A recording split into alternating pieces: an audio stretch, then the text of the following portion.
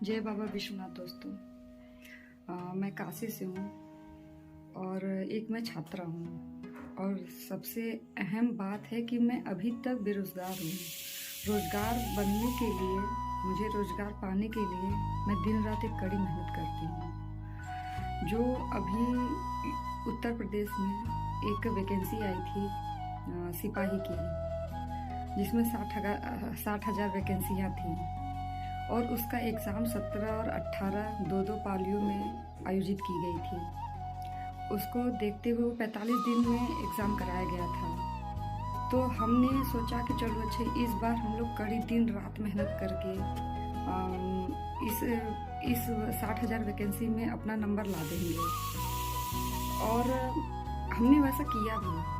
8 degree Celsius इतनी ठंड पड़ रही थी ना, दिन का दिन देखा ना, रात का रात देखा हमने दिन रात एक मेहनत किया, सिर्फ इसी उम्मीद में कि इस साल हमारी ये जो बेरोजगार का थप्पा है ना, वो बदल जाएगा, वो माथे से हट जाएगा। इसी आस में हमने दिन रात मेहनत की और हमें ये नहीं पता था कि हम जिस वैकेंसी के लिए इतने दिन रात मेहनत कर रहे हैं और कुछ चंद पैसों में वो बिक जाएगा।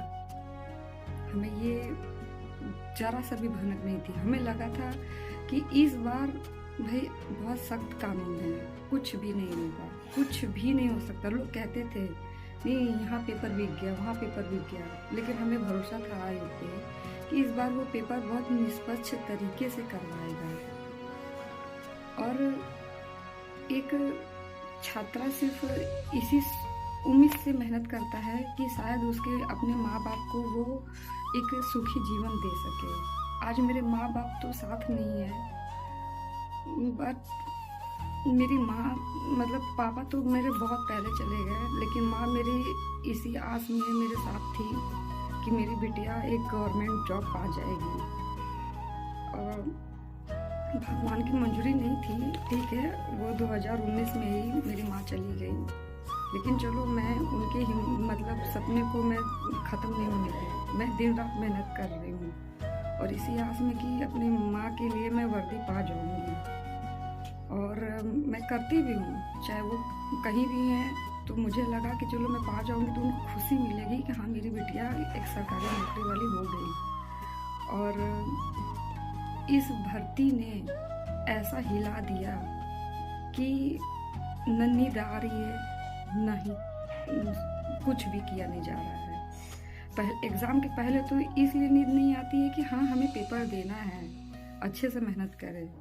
अब ये हाल हो रहा है कि हमें एग्ज़ाम के बाद भी नींद नहीं आ रही है कि अब क्या होगा, हमारा भविष्य क्या होगा। एक्चुअली जो पेपर लीक हो गया है ना, ये हम मिडिल फैमिली के लिए बहुत नुकसानदायक है।